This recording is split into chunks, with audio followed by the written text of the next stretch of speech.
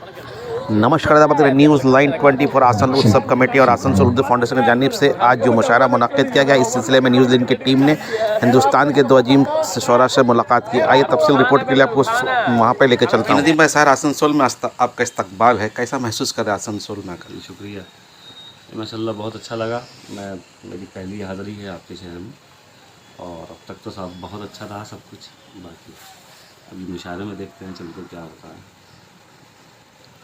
Sir आपकी शायरी संजीदगी शायरी हुआ करती है और कहीं ना कहीं छोटे बाहर में आप बड़ी बातें कह जाते हैं, ये हुनर कहाँ सीखा आपने?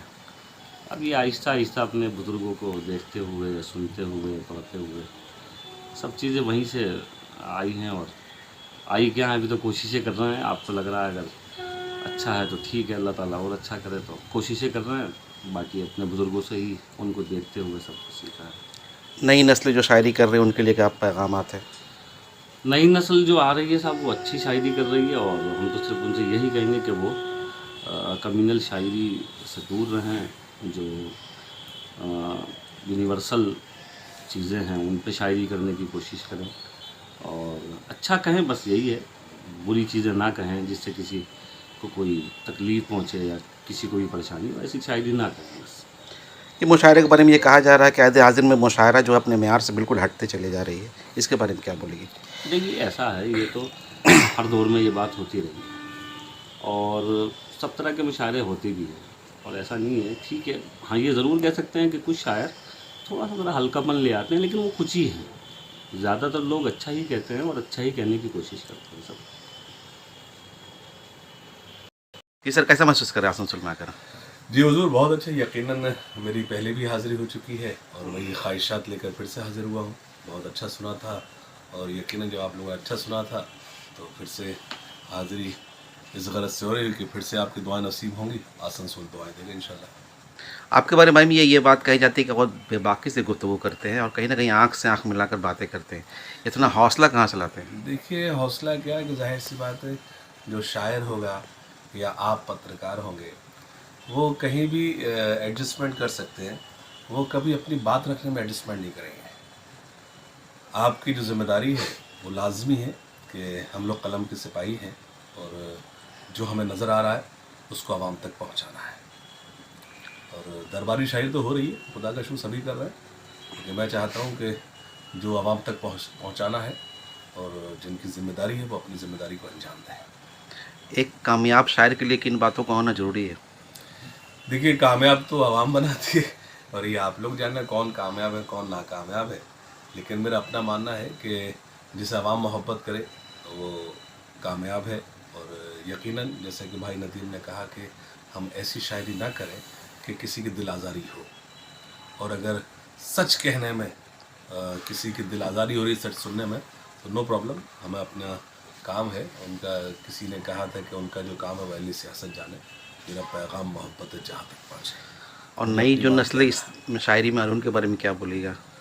नई नस्ल अच्छा लिख रही है यकीनन। देखिए, अब आप हर दौर में गालिब को तलाशें, जॉन को तलाशें तो नहीं पॉसिबल। यकीनन कि उनकी तरबियत जिन लोगों के दरमियान हुई थी वो और लोग थे। अब हमारी जो तरबियत हुई है, नई जनरेशन, हम लोग भी नई जनरेशन में आते हैं। ऐसा नहीं है कि हम लोग कहें कि हमारे बाद जो आएंगे वो नई जनरेशन होगी। हम लोग नई जनरेशन के लोग हैं, तो अकॉर्डिंग टू टाइम हमको अपडेट होना पड़ेगा और जो नीड है उसको आपको परोसना पड़ेगा।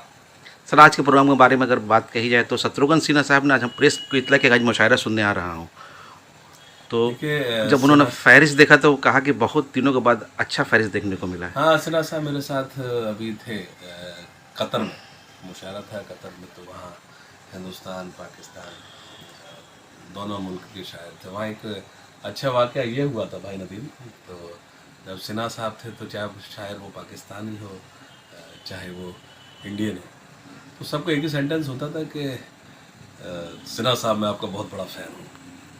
तो जब मैं पहुंचा तो मैंने कहा साहब, शायर पाकिस्तानी चाहे हिंदुस्तानी, वो एक ही सेंटेंस बोलता है कि सिन्हा साहब मैं आपका बहुत बड़ा फ़ैन हूँ। सिन्हा साहब, ये ओल्ड बॉयज़ एसोसिएशन का प्रोग्राम था अलीक, तो मैंने, मेरी प्रॉब्लम ये, मैं झूठ मूठ नहीं बोलता।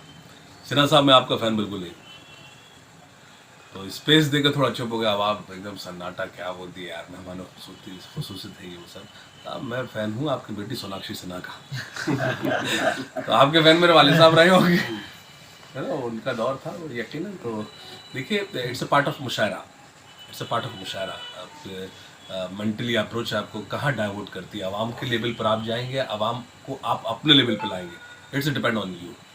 और आप कहें कि उस दौर के शायर इस दौर के शायर, बहुत बड़ा फ़र्क है। अब पहले जो शायर हुआ करता था वो मैं कभी अप डाउन कर रहा था मुंबई टू दिल्ली, तो आप देखिए एयर होस्टेज, मेरे से एयर होस्टेज आकर पूछती है, excuse me can I say something, yes. तो she told me that are you businessman, no I am not a businessman, बोल then I am a poet. बोले पोइट, उसको लगा यार ये मैंने कि please say something, what's the feelings about a poet, आप क्या सोचती हैं आप पोइट है। तो उसका कहने का मतलब ये था, जो कुछ नहीं करता वो शायरी करता है। लेकिन काइंडली इन्फॉर्मेशन फॉर यू कि अब देखें आपके हमारे यहाँ जो शौरा कराम है, कोई इंजीनियर है, कोई डॉक्टर है, कोई आईएएस है, कोई आईपीएस है, अब पढ़े लिखे लोग हैं मुशायरा में। तो खुदा का शुक्र है, स्टेज पहले से बेहतर हुआ और बेहतर शायरी हो रही है। सर बस आखिरी सवाल है कि अगर कहे जाए हाजिर में तो आप हैं और नदीम साहब हैं, नई नस्ल की नुमाइंदगी करते हुए हम लोग को दिखाई दे रहे हैं। आप लोगों की सबसे बड़ी खूबी कि आप लोग तकब्बुर से दूर हैं, ये कैसे हो पाया? तकब्बुर तो जाहिर सी बात है, अभी कुछ हुए नहीं है इसलिए तकब्बुर नहीं आया है। इसको तो यूँ ही कहेंगे कि जब अभी कुछ किया ही नहीं है तो तकब्बुर किस बात का।